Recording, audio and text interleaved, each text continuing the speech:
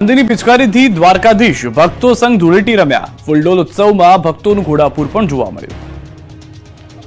પવિત્ર યાત્રાધામ દ્વારકાના જગત મંદિરમાં આજે પરંપરાગત રીતે ફૂલડોલ ઉત્સવની ભવ્ય ઉજવણી કરવામાં આવી. વહેલી સવારે પ્રથમ ઉત્સવ આરતી બાદ મંદિર પરિસર ભક્તોના હર્ષોલ્લાસથી ગુંજી ઉઠ્યું હતું.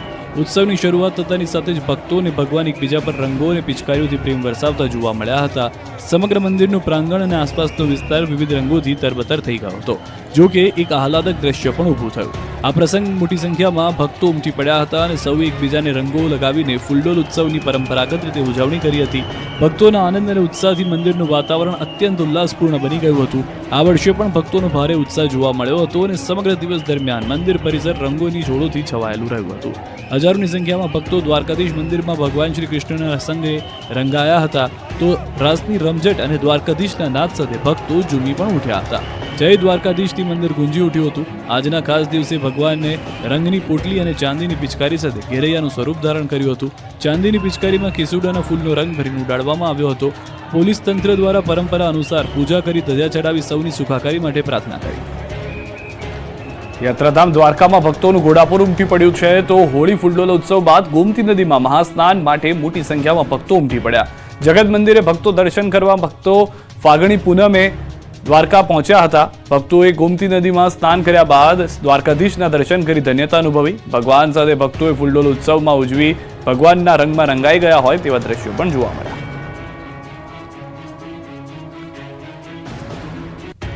ડાકોરમાં રંગેચંગે ધૂળેટીની ઉજવણી. રણછોડરાયના ભક્તો સંગ રમ્યા ધૂળેટી. ગુજરાતના મુખ્ય મંદિરોમાં રંગેચંગે હોળી પર્વની ઉજવણી થઈ. દ્વારકા, શામળાજી, અંબાજી, સાળંગપુર અને ડાકોર સહિતના પવિત્ર યાત્રાધામોમાં આજે ધૂળેટીના દિવસે હૈયેથી હૈયું દળાય તેટલી ભાવિકોની ભીડ ઉમટી છે. વહેલી સવારે મંદિરના દ્વાર ખુલતા જ ભક્તોએ ભગવાન તરફ દોડ લગાવી મંગળા આરતીના દર્શનની ધન્યતા અનુભવી હતી. ત્યારે ડાકોર મંદિર પણ જય રણછોડના નાદથી ગુંજી ઉઠ્યું હતું. ભગવાન સોના ચાંદીની પિચકારીથી ભક્તો સાથે ધૂળેટી રમ્યા હતા. ડાકોરમાં ફાગણી પૂનમે ગુંજ્યો જય રણછોડનો નાદ. ઠાકોરજીના દર્શન કરી ભક્તો ધન્ય થઈ ગયા. વહેલી સવારથી જ ભક્તો ઠાકોરજી સાથે હોળી રમવા માટે ઉમટી પડ્યા હતા.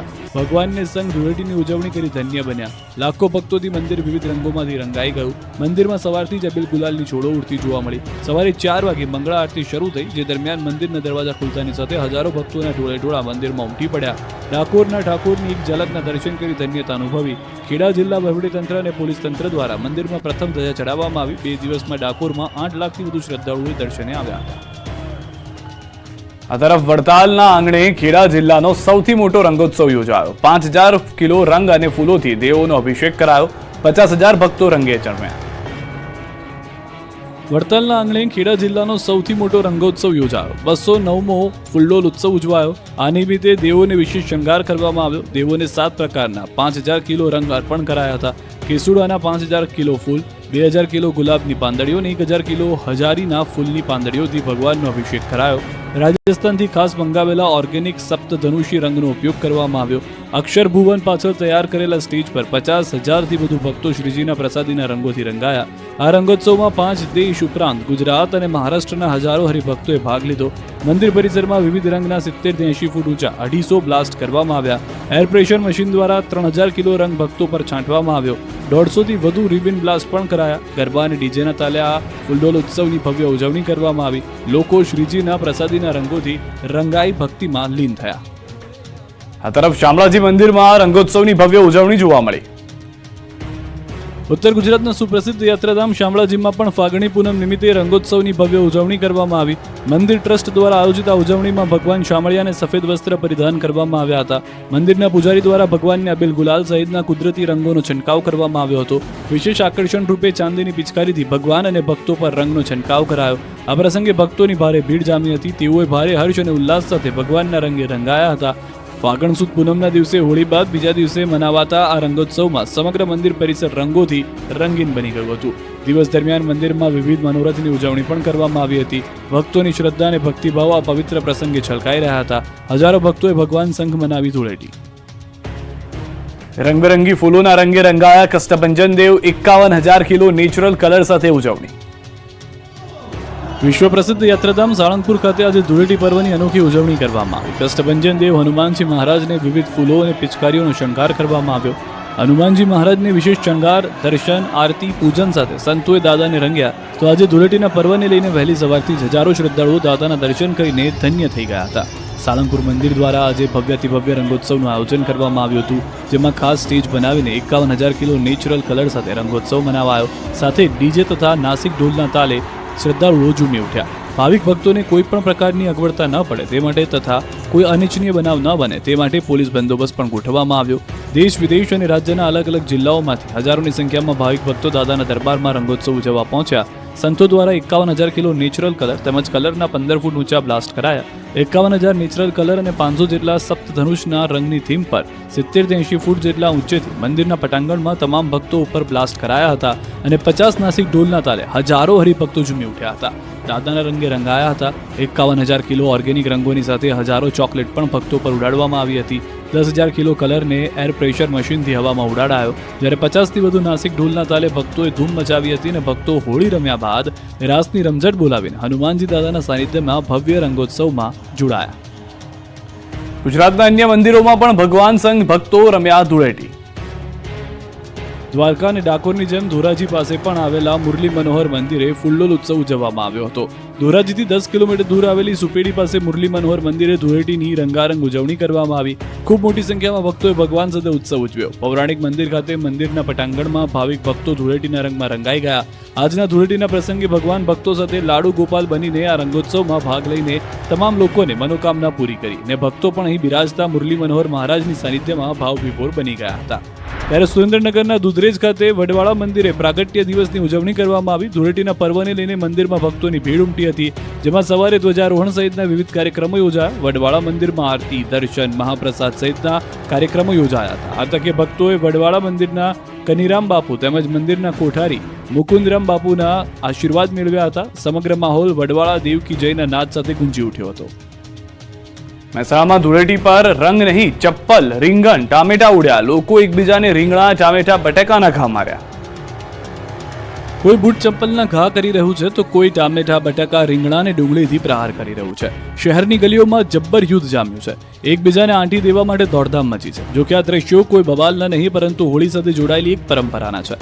મહેસાણાના વિસનગરમાં ધૂળેટીની ઉજવણીના રંગોના બદલે આ રીતે ઉજવાય છે, જેને ખાસડા યુદ્ધ તરીકે ઓળખવામાં આવે છે. એવી માન્યતા છે કે ખાસડા યુદ્ધમાં જેનું ખાસડું લાગે એનું આખું વર્ષ સુખરૂપ રહે છે. શહેરની મંડી બજાર ધૂળેટીની સવારે ઉત્તર વિસ્તારમાં રહેતા અને દક્ષિણ વિસ્તારમાં રહેતા દરેક સમાજના લોકો એકઠા થાય છે અને સામસામે પ્રહારો શરૂ કરી દે છે. સ્થાનિકોના દાવા પ્રમાણે છેલ્લા 150 વર્ષથી આ પરંપરા ચાલી રહી છે. જૂનાગઢમાં વ્યસન મુક્તિના સંદેશ સાથે હોળીની ઉજવણી.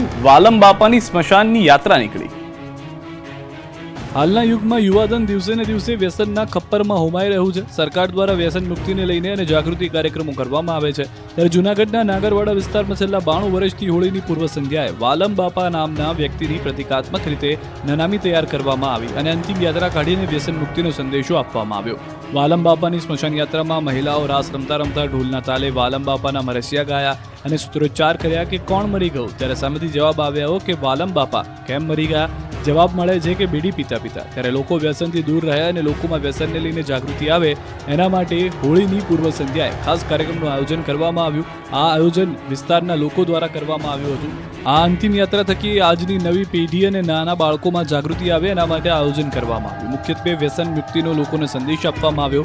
વાલમ બાપાનું એક કાલ્પનિક પાત્ર હોય છે અને વ્યસનને લઈને તેનું મૃત્યુ થયું હતું, એટલે વ્યસન મુક્તિના સંદેશ સાથે આ હોળીની દિવસની ઉજવણી કરવામાં આવી.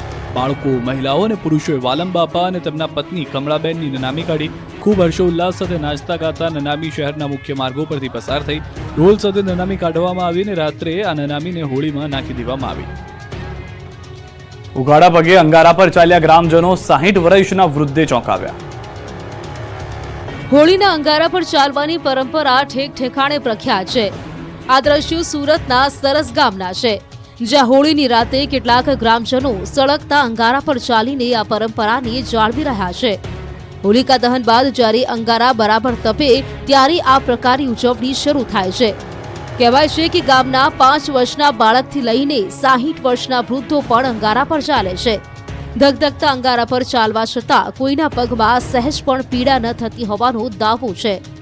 સરસ ગામની આ પરંપરા જોવા માટે સુરત સહિત વિવિધ શહેરમાંથી લોકો આવે છે અને દ્રશ્યો જોઈને આશ્ચર્યમાં મુકાઈ જાય છે.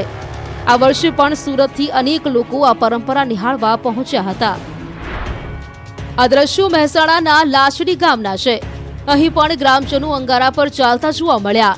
વર્ષોથી ચાલતી આવતી આ પરંપરાનું યુવાનો જતન કરી રહ્યા છે. માન્યતા છે કે હોળીના અંગારા પર ચાલવાથી આખું વર્ષ શરીર નિરોગી રહે છે. સાબરકાંઠાના મજરા ગામમાં પણ કંઈક આવા જ દ્રશ્યો જોવા મળ્યા. ભૈરવ દાદાના મંદિર પાસે હોલિકા દહન કરાયું.